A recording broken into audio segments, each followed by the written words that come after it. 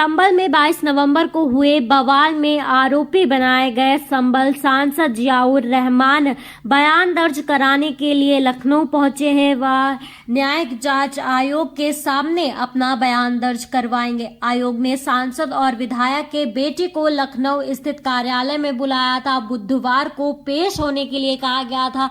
उधर मीडिया से बात करते हुए समाजवादी पार्टी के सांसद जियाउर रहमान ने कहा कि न्यायिक आयोग ने मुझे बुलाया है, उनका जवाब देना मेरा कर्तव्य है। मुझे उम्मीद है कि न्याय जरूर मिलेगा। इससे पहले 5 अप्रैल को न्यायिक जांच आयोग द्वारा सांसद और विधायक के बेटे को बयान दर्ज कराने के लिए बुलाया गया था, लेकिन वे नहीं आए थे। अब आज जियाउर रहमान लखनऊ में न्यायिक जांच आयोग के सामने संभल में हुए बवाल को लेकर अपना बयान दर्ज करवाने आए हैं और मीडिया से बात करते हुए उन्होंने आगे क्या कुछ कहा है, आप भी सुनिए। लखनऊ से जिशान खान की न्यूज़। आपके माननीय हमारे न्यायिक आयोग के समक्ष पेश होने के लिए आया हूँ और उन्होंने मुझे बुलाया है। यकीनन जो सवाल वो मुझसे जानकारी चाहते हैं उसका जवाब मैं दूंगा पूरी तरह से। जो चैट की बात आ रही थी, जो वॉइस रिकॉर्डिंग की बात आ रही थी, उन सब के भी जवाब आज दाखिल करेंगे। कोई वॉइस रिकॉर्डिंग नहीं है और ना ऐसी हो सकती है।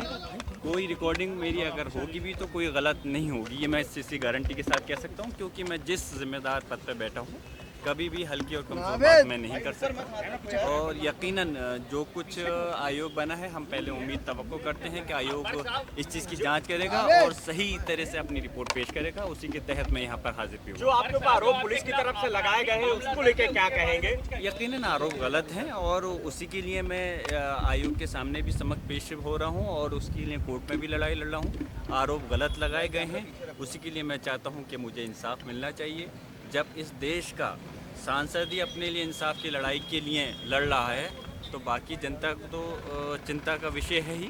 खैर, अब जो भी है, हम इस कानून और संविधान पर न्यायालयों पर भरोसा करने वाले हैं और यकीनन इसी के तहत इस जंग को लड़ना है और उम्मीद करते हैं कि हमें इस न्यायिक प्रक्रिया पर भरोसा हो। जो आपके आरोप लगाए गए के विषय में बयान यहाँ दर्ज कराया है, उसमें कई चीज़ों में आपका जिक्र किया गया है कि उसमें देखिए, ना तो मैंने उनके बयानों को देखा है, ना मैंने बयान सुने हैं, तो इसलिए मैं नहीं कह सकता कि क्या बयान दिए हैं।